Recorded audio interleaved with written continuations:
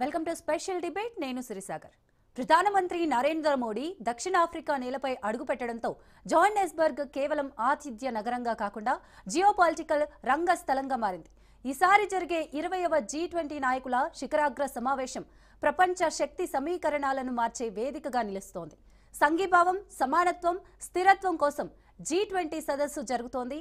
Africa ఖండంలో జరుగుతున్న మొదటి G20 సమావేశం కావడంతో ఆతిథ్య దక్షిణాఫ్రికా దీన్ని మరచిపోలేని జ్ఞాపకంగా నిర్వహించాలని చూస్తోంది. ప్రధాని నరేంద్ర మోడీ శుక్రవారం దక్షిణాఫ్రికాకు చేరుకొని అజెండాపై భారత్ ఫోకస్ వచ్చేలా యాక్షన్ ప్లాన్ మొదలుపెట్టారు. సంఘీభావం, సమానత్వం, స్థిరత్వం అనే అంశాల చుట్టూ ఈ సదస్సు జరుగుతోంది. దక్షిణాఫ్రికాలో ఆఫ్రికా నేతరులు శ్వేతజాతి మైనారిటీని హింసిస్తోందని ఆరోపిస్తూ అమెరికా అధ్యక్షుడు డొనాల్డ్ ట్రంప్ సదస్సుకు డుమ్మా కొడుతున్నాడు. అమెరికా పాల్గొనకపోవడంతో సదస్సుకు ఎంతో ప్రాధాన్యత నెలకొంది. అదే సమయంలో చైనా అధ్యక్షుడు జీ జిన్పింగ్ కూడా ఈసారి అంతర్జాతీయ ప్రయాణం చేయకపోవడంతో రెండు సూపర్ పవర్లు లేకుండానే G20 సదస్సు జరుగుతోంది. ఈ నేపథ్యంలో ప్రధాని నరేంద్ర మోదీ హాజరు కావడం మొత్తం సదస్సు ఫోకస్ ఇండియాపైనే పడుతోంది.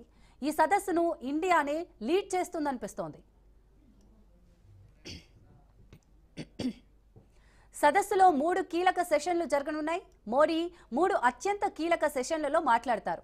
భవిష్యత్తు, ప్రపంచ ఆర్థికం, పర్యావరణం, టెక్నాలజీ దిశలపై మోడీ కీలక ఉపన్యాసం చేస్తారు. సమ్మిళిత మరియు స్థిరమైన ఆర్థిక వృద్ధి సెషన్లలో ప్రపంచ ఆర్థిక వ్యవస్థలను బలంగా, సమానత్వంలో నిర్మించబడినపై, వాణిజ్యానికి కొత్త దారుల అంశంపై, అప్పు సంక్షోభం నుంచి అభివృద్ధి చెందుతున్న దేశాలు బయటపడేందుకు పరిష్కారాలపై ఫోకస్ పెడతారు. అభివృద్ధి దిశలో ఎవరూ వెనకబడకుండా ఉండాలంటే తీసుకోవాల్సిన గ్లోబల్ నిర్ణయాల గురించి చర్చ ఉంటుంది. భద్రమైన భూగోళం కోసం ప్రపంచ సహకారం అంశంపై రెండో సెషన్ జరుగుతోంది. వాతావరణ మార్పుల వల్ల కలిగే ముప్పును తగ్గించేలా గ్లోబల్ వ్యూహాలు, ఆహార భద్రతపై మార్గదర్శకాలు, విపత్తు ప్రమాదాల నియంత్రణ, వివిధ దేశాల సమన్వయాన్ని నొక్కి చెబుతోంది. పర్యావరణ సంక్షోభం రోజురోజుకు తీవ్రమవుతున్న ఈ కాలంలో ఈ సెషన్ భవిష్యత్తు తరాలకు ఒక భద్రమైన భూమిని అందించే మేనిఫెస్టో రూపకల్పన జరుగుతోంది. అందరికీ న్యాయమైన, భద్రమైన ఫ్యూచర్ మూడో సెషన్ జరుగుతోంది. దీంట్లో అరుదైన ఖనిజాల భద్రత, మెరుగైన ఉపాధి అవకాశాలు, AI నియంత్రణ, సామాజిక ప్రభావాలపై అంతర్జాతీయ విధానాలు, కృత్రిమ మేధస్సు ప్రపంచాన్ని మార్చేస్తున్న ఈ సమయంలో మానవ విలువలు, ఉపాధి భద్రత, టెక్నాలజీ గవర్నెన్స్ అవసరంపై మూడో సెషన్లో చర్చిస్తారు.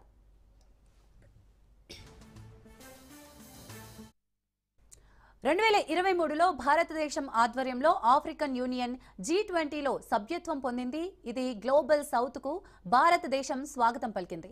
ఈసారి అమెరికా నేలపై G20 జరుగుతోండడాన్ని ప్రధాని మోడీ చారిత్రాత్మక ఘట్టంగా అభివర్ణించారు.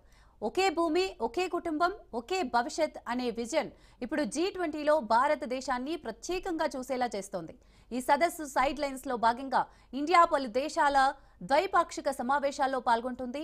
ఇది ప్రపంచవ్యాప్తంగా ఇండియా ప్రభావాన్ని మరింత పెంచుతోంది. సమ్మిట్ సందర్భంగా మోదీ ప్రపంచ నాయకులతో కీలక ద్వైపాక్షిక సమావేశాల్లో కూడా పాల్గొంటారు. ఇండియా, బ్రెజిల్, దక్షిణాఫ్రికా IBSA నాయకుల సమావేశం ప్రత్యేకంగా చెప్పుకోవాలి.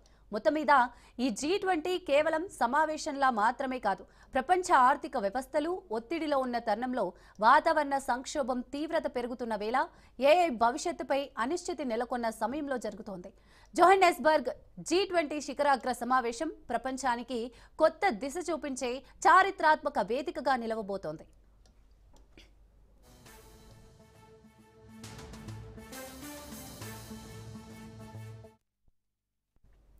రైట్.